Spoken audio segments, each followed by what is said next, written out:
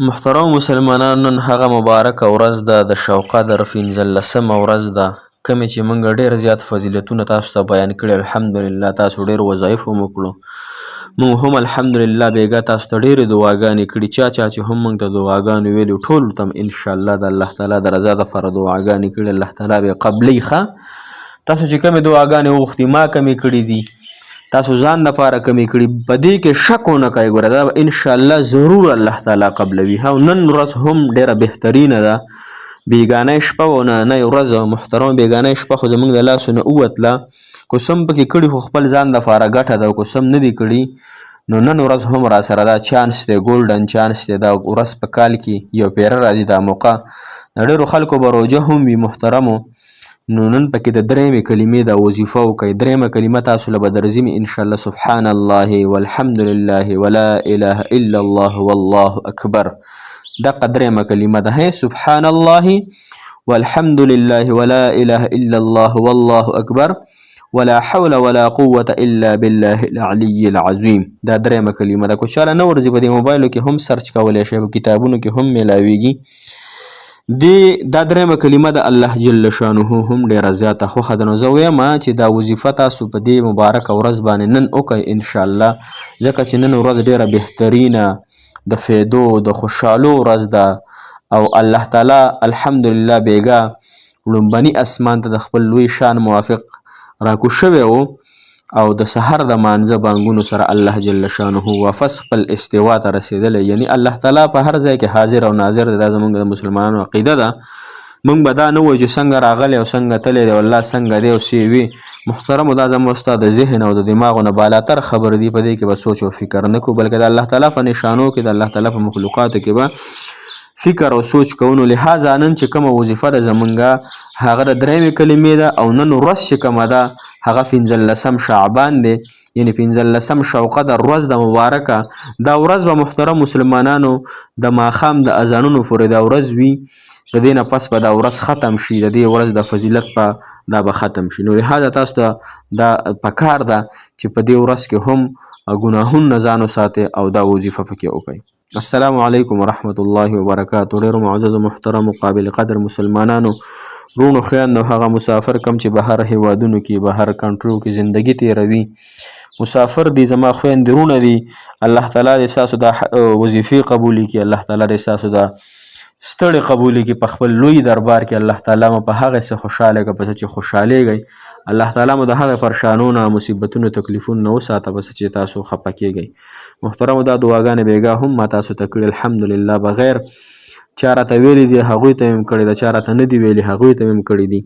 او زما په خپل هغه رب باندې یقین دی، کم رب چې مو تا پیدا کړي، چې انشاءالله دا دعاګانې به الله تعالی زموږ قبلوي، او موږ له به الله تعالی په دې دعاګانو کې برکت اچوي انشاءالله. یقین پوخ کامل یقین دی زموږ، او تاسو هم پوخ یقین کامل سره انشاءالله وظایف هم کوئ، او په الله تعالی ګمان ساتئ چې الله تعالی به انشاءالله د خیر معامله موږ سره کوي. محترم مسلمانانو، نن انشاءالله بهترینه ورځ ده. نو نن ورځ هم تاسو کوشش وکړئ چې دې کې یو څو کارونه په پابندۍ سره وکړئ. یو خو چې چا روژه ده، نو هغه خو انشاءالله هغوی خو به د سره ګناه طرف ته میله کېږي هم نه، هغوی ته پکار دي چې د دې درېیمې کلمې هم ورد وکړي. چا چې روژه نیولې، او چا چې روژه نه ده نیولې، نو هغوی ته هم پکار دی انشاءالله چې د ماسپښین مونځ نه پس، مازدیګر، ماښام مونځ نه پس انشاءالله دا وظیفه تاسو تر سره وکړئ انشاءالله. درېیمه کلمه ده، او درېیمه کلمه ډېره اسانه ده، او دې کې د الله تعالی ته ډېره خوښه کلمه ده. او په دې یو سبحان الله باندې الله جل شانه په جنت کې داسې ونه نالکوي که نه انسان دپاره، داسې ونه درخت چې علماو ذکر کړي دي، چې هغې نه یعنی سیزدانانو علماو فرمایي چې د هغې نه یو عربي نسل نه دی، د هغې ذات چې 100 کاله ترې منډه ووهي، نو د هغې سوری به ختم نه شي. دا اوس زما ستاسو په ذهن کې دا خبره نه راځي. ها، نو بیا علما یعنی سیزدانان وایي چې په دې زمانه کې یو عربي نسل والا 100 کاله اس منډه ووهي که نه، نو به پوره دنیا نه تو شي. نو دې نه دا خبره ثابتېږي چې زمونږ په جنت کې کم الله تعالی کم مقام راکړی او کمې مرتبې الله تعالی راکړي، کم جنت زما او ستاسو دی انشاءالله. د یو سبحان الله به دا برکت وي چې د هغه ونه به یعنې د دې دنیا عمره ونه یا به د دې دنیا نه هم غټه وي. اوس به موږ دا سوچ کوو چې یاره دا جنت به څومره غټه وي. محترمو جنت چې دی د اسمانونو د ځمکو نه ده، اوه اسمانونه دي، اوه ځمکې دې نه هم جنت غټ دی ها. او د ځمکې نه وال اسمان ته 500 کاله مسافحت دی ها، 500 کاله مزل دی، 500 کاله. محترمو دا زما ستاسو په عقله په سوچ کې نه راځي. لہذا حضرت ابراهیم علیه السلام فرمایي کنه رسول الله مبارک چې کله د معراج په شپه لاړ یا رسول الله په خپل امت زما سلام وایا او دا خبره ورته وفرمایه چې د جنت ځمکه زرخیزه ده. زرخیزه مطلب ده چې راټوکونکې ده، مطلب چې څه پکې کری راخیږي. ګوره داسې ځمکه ده چې څه پکې ونه پکې نه الکوی کو، پکې بوټی نه الکوی کو، پکې ګلاب نه الکوی کو، د میوې دی کو، د هر څه دی خو ډېره زیاته زرخیزه ده او ډېره زر بوټي ونې راخیږوي.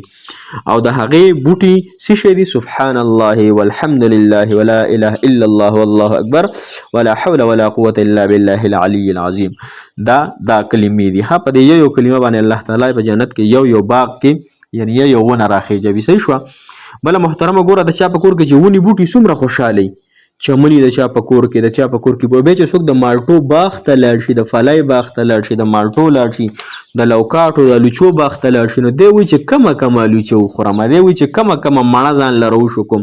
او که بیا تاسو بلوچستان ته پکې څوک تللی نو الحمدلله زه تللی یم په تبلیغ کې، هلته د مڼو باغونه دي، سیب نو سړی وایي چې کم سیب ته وګورم دومره ښکلي خوشبویي پکې دی چې بس دې باغ کې پروت وي او دا ښکلي بویونه مې راکاږلی. نو محترم په دنیا کې خو ځان لپاره دا څیزونه ما تا خوښو کو نه خوښو یې، دا په فطرت کې دا خبره زما او ستاسو پرته ده چې دا ښکلي باغونه زمونږ خوښ دي، ښکلي ګلونه زمونږ خوښ دي، ښکلي محلات او ښکلي چمنونه زمونږ خوښ دي. نو بیا دنیا کې خو هم دا ناممکن نه ده او که ممکن هم نو په کور وړوکی کور دی ته پکې ګلونه کرې که ته پکې چمن کرې.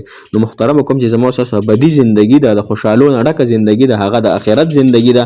په آخرت کې الله تعالی زما او ستاسو لپاره جنت تیار کړی دی انشاءالله. ما او تا به جنت ته ځو، جنت زما او ستاسو لپاره د کافرانو لپاره نه دی، زما او ستاسو لپاره دی. لهذا ما او تاسو خپل ځان سم کو، الله تعالی سره تعلق برابر کړو، دغه درېیمې کلمې ذکر وکړو روزانه، یعنی د دې هر نفس انشاءالله 100 فیرې سبحان الله والحمد لله ولا اله الا الله والله اکبر ولا حول ولا قوة الا بالله العلي العظیم. دا انشاءالله تاسو کوئ، په دې رب هم خوشحالیږي، دې نه په ځان لپاره دعا هم غواړئ.